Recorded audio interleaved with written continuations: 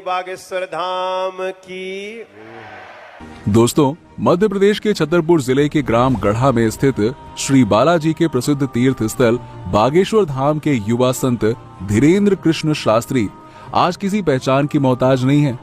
आए दिन बागेश्वर सरकार के पास नेताओं का जमावड़ा लगा रहता है। इसी कड़ी में प्रधानमंत्री नरेंद्र मोदी जी का भी नाम शामिल होता है, जो कुछ दिनों पहले ही दर्शन करने छतरपुर के बागेश्वर धाम पहुंचे थे। और दोस्तों, सिर्फ देश के प्रधानमंत्री ही नहीं बल्कि बॉलीवुड के कई दिग्गज कलाकार भी बागेश्वर धाम आए दिन दर्शन करने के लिए वहां पहुंच ही जाते हैं। मध्य प्रदेश के छतरपुर जिले के ग्राम गढ़ा में स्थित सिद्ध स्थान बागेश्वर धाम सरकार इन दिनों पूरे भारत में चर्चा का विषय बना हुआ है। बागेश्वर धाम में रोजाना लाखों की तादाद में भक्त अपनी मनोकामनाएं लेकर पहुंच जाते हैं।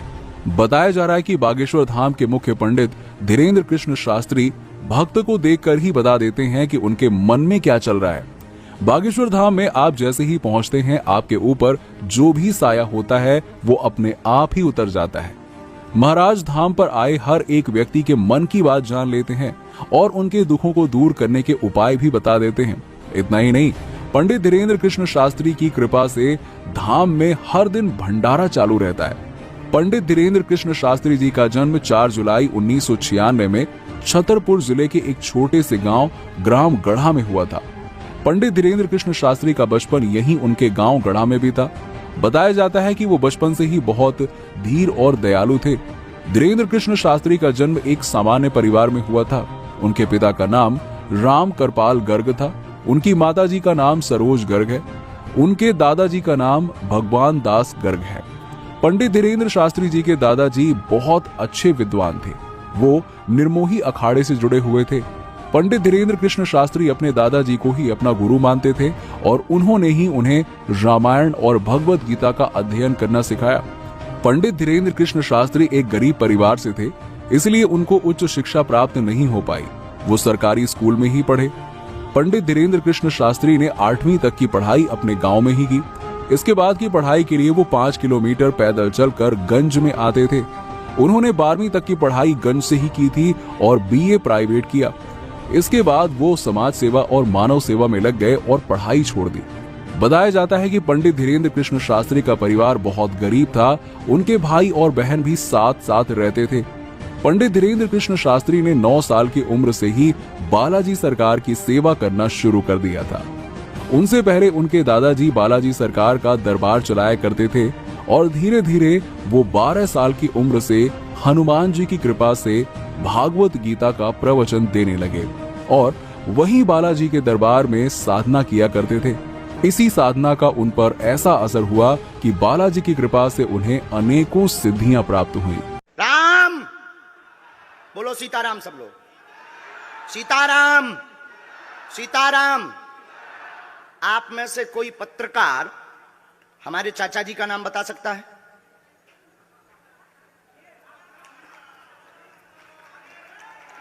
बोलिए बोलिए बोलिए। आप में से कोई पत्रकार हमारे बल्कि चाचा जी का नाम उस पे भी है, संस्कार टीवी पे, कोई बता सकता है?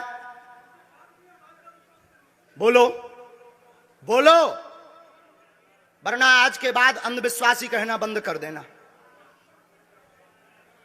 क्या बता सकते हो? अब आप पत्रकारों में जिनके चाचा का नाम भृगुनाथ तिवारी हो वो आ जाए।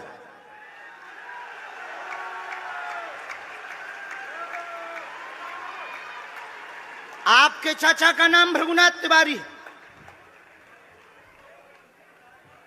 जी, मेरे चाचा का नाम भृगुनाथ तिवारी है और वो भोपाल में रहते हैं, अभी मथुरा में हैं।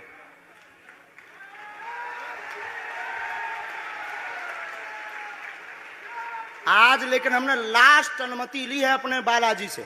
क्या तुमने पहले बताया? लोगों को अंधविश्वास में तो नहीं ढकेलना, महापाप पड़ेगा अगर तुमने बताया हो। गुरुजी, मैं 3 दिन से बल्कि इस सच्चाई को एबीपी न्यूज में दिखा रहा हूं। मैंने कोई अंधविश्वास फैलाने का और बताने का काम नहीं किया है। मैं यहीं से आपके दरबार से जनता तो क्या तुम्हारे भाई का नाम राघवेंद्र तिवारी है? जी गुरुजी, एक पत्रकार होने के नाते नाते मैं ये कह रहा हूं, आचार्य धीरेन्द्र शास्त्री की जय। क्योंकि मैं जो सुन रहा हूं, मैं देख रहा हूं, ये चमत्कार नहीं है। क्या तुम्हारे भाई ने अभी मकान बनवाया है? जी, गृह प्रवेश किया है 2 दिन क्या पहले। तुम्हारी भतीजी का नाम अभिसी है? जी गुरुजी। आज के बाद अब अंधविश्वासी कहना बंद कर देना, वरना नंगा कर दिया जाएगा। हम हनुमान जी के सेवक हैं, ललकार कर करते हैं कि हमने संतों की चरणों की तपस्या सीखी और सन्यासी बाबा की कृपा को पाया है।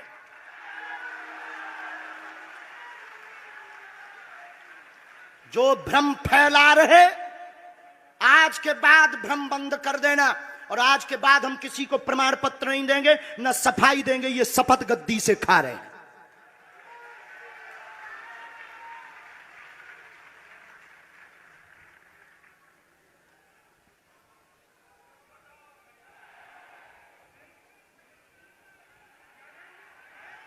पूरे भारत को अंधविश्वास में धकेलने के लिए हाँ तो नहीं बोल रहे। जी बिल्कुल नहीं, बिल्कुल नहीं।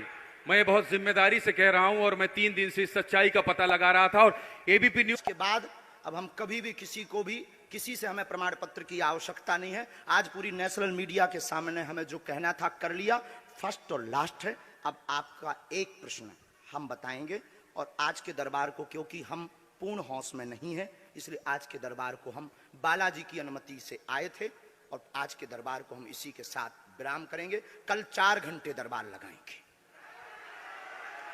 एक प्रश्न पूछ लीजिए, लास्ट पूछिए। मैं पूछूं? हाँ। मेरे मन में तो देखिए बहुत सारे सवाल थे जिसको लेकर मैं 3 दिन से लगातार कोशिश कर रहा था।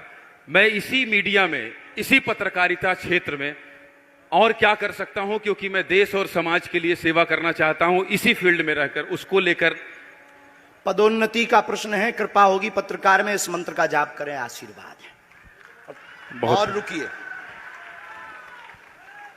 एक ये रखा है और आपका एक और रखा है। हम गुरु हैं, ऊंची गोटी खेलते हैं, कच्ची गोटी नहीं खेली हो। इसमें वो रहस्य भी लिखे हुए हैं जो दुनिया को पता नहीं, सिर्फ तुम्हें और हमें पता है। वो पूरे कमरों की डिटेल लिखी है इसमें।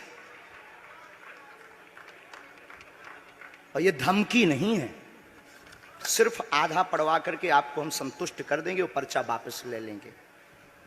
एक ये आएंगे, ये भाव से बैठे हैं, बस ये आपने भी नहीं सोचा होगा।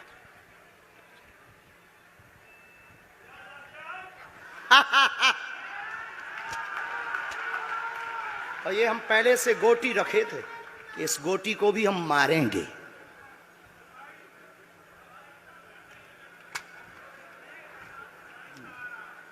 एक पर्चा ले सकते हैं, ये वाला नहीं। दोनों हाथों की मुट्ठी बांधो सब।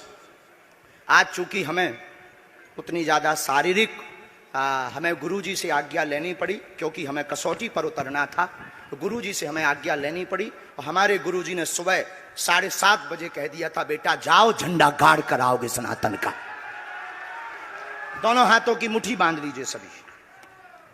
सामूहिक अर्जी हम लगा देते। कहो, हे बागेश्वर धाम प्रभु, हे बालाजी महाराज, हे सन्यासी बाबा, हे कलयुग के राजा, हम पर कृपा करो, हम पर दया करो, हमारी अर्जी सुनो। एक बार आंखों में लगाओ, शरीर में आपको जहां पीड़ा है वहां स्पर्श कराओ और दोनों हाथ उठाकर बोलो, बागेश्वर धाम की, सन्यासी बाबा की, दिव्य दरबार की।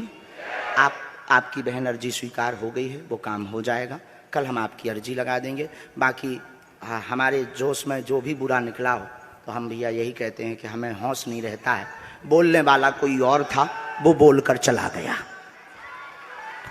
बोलने वाले सन्यासी बाबा बालाजी थे, वो अपना काम करके चले गए। अब हम नॉर्मल के नॉर्मल आदमी हैं, धीरेन्द्र कृष्ण के धीरेन्द्र कृष्ण। इनकी अर्जी, इनकी बहन जी की, हाँ, और जो है दरबार है। अब जो पाखंडी कहेंगे, सनातन विरोधी कहेंगे, अंधविश्वासी कहेंगे, कौन कौन बाइकआउट करेगा? हाथ उठाओ। तुम्हें शपथ है अपने अपने पिताओं की, कौन कौन बाइकआउट करवाएगा? अगर अंधविश्वासी और सनातन विरोधी कहेगा तो बाइकआउट करोगे? न्यूज वालों को, टीवी वालों को, जो संतों विरोध करेंगे उन संतों को, हमारा नहीं सनातन का कोई विरोध करेगा तो कौन कौन बाइकआउट करेगा? पक्का पक्का पक्का। अब भारत में रहना होगा तो सीताराम कहना होगा। हरते हैं रोग बाधा श्री हनुमान रे, दर पे जो भी आवे ना खाली हाथ जावे, है गूंजता गगन में गुणगान रे, है शिव के अवतारी दुनिया जाए बलहारी, महिमा निराली ऊंचा नाम।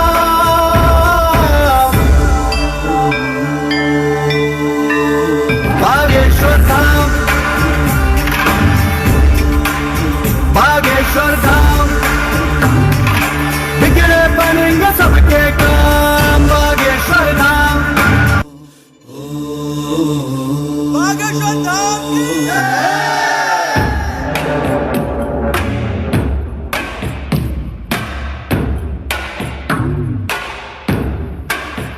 श्री राम के दुलारे, मांजनी के प्यारे, श्री राम के दुलारे, मांजनी के प्यारे, हरते हैं रोग बाधा श्री हनुमान रे। बागेश्वर धाम, बागेश्वर धाम, बिगड़े बनेंगे सबके काम। बागेश्वर धाम,